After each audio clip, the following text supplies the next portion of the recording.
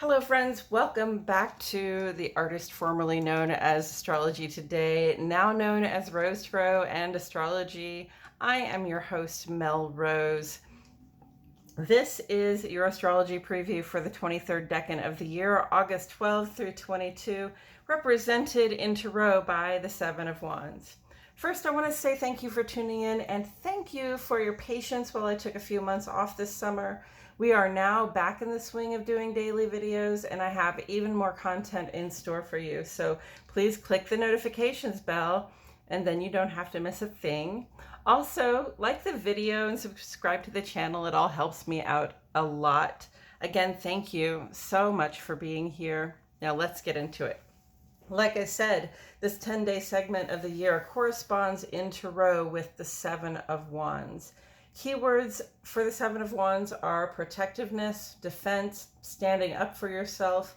And when I see this card, it also sends a message of being focused and able to manage your tasks well under pressure. So keep those ideas in mind as you navigate the coming week or so. The next several days actually center around the new moon on the 16th, so we'll spend the next several days in the mode of shedding things, stuff, thoughts, attitudes, attachments that no longer serve a purpose on our creative journeys.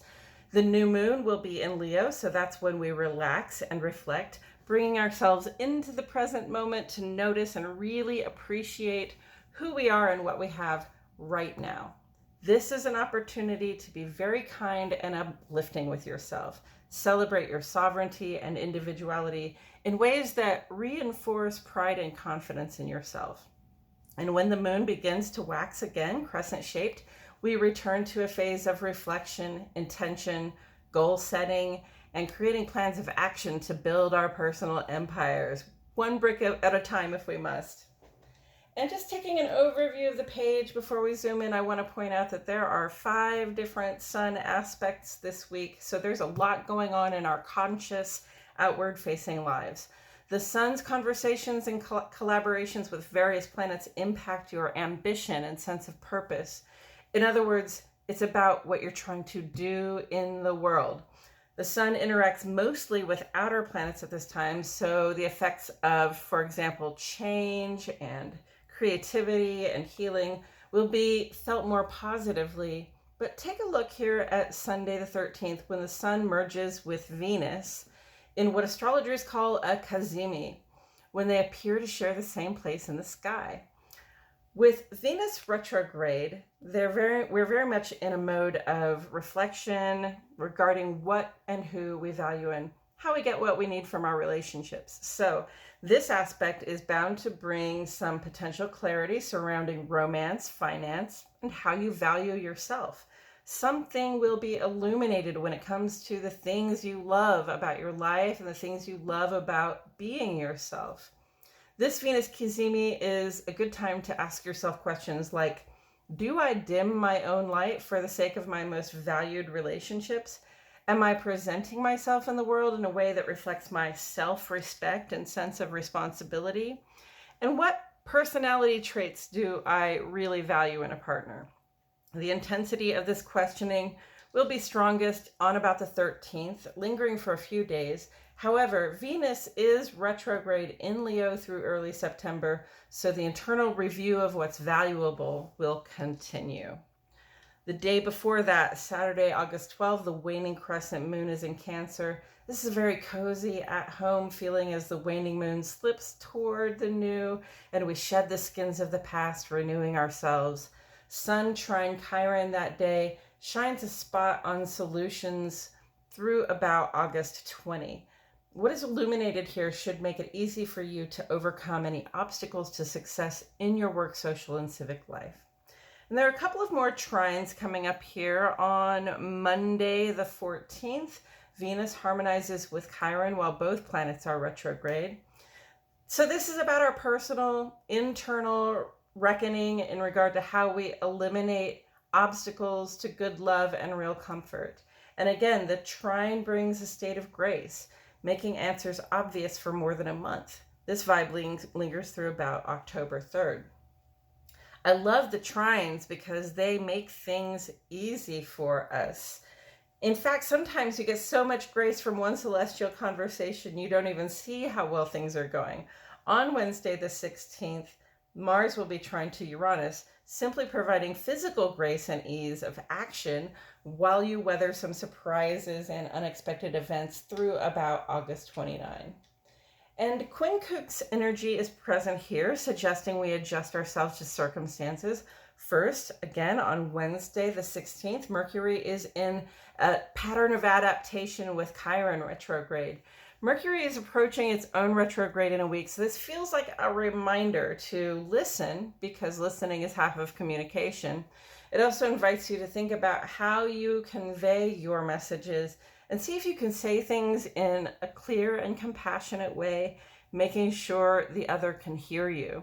This need for flexibility in communication to find solutions will hang out until about September 3rd.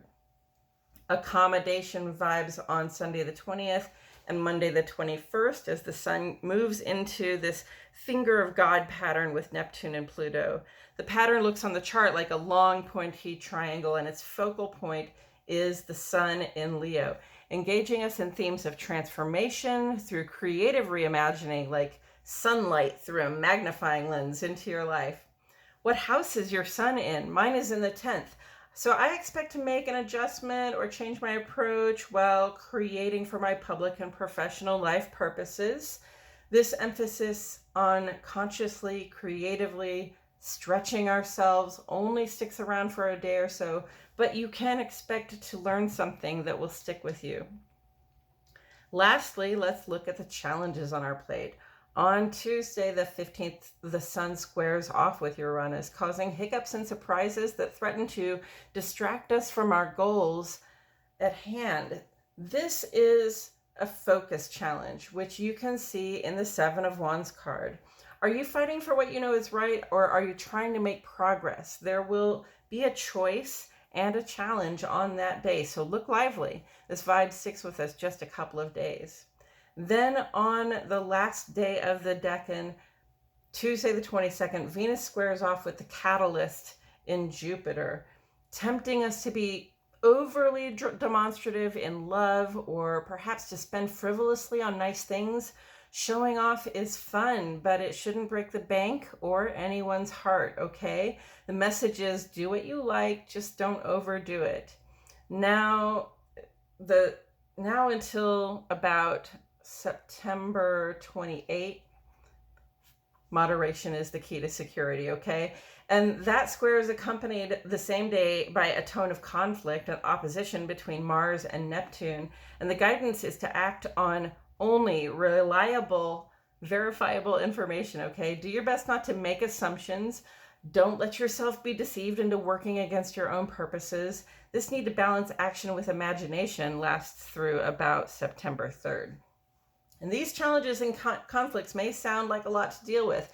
However, accompanied with so much ease and opportunities to see where you can adjust, we shouldn't have much trouble. Just keep your eyes on the prize and show appreciation where you know you've been helped. And that's it for today's video, friends. While you're here, please put 3 triangle emojis in the comments for discussion. You can also let us know what house your sun is in.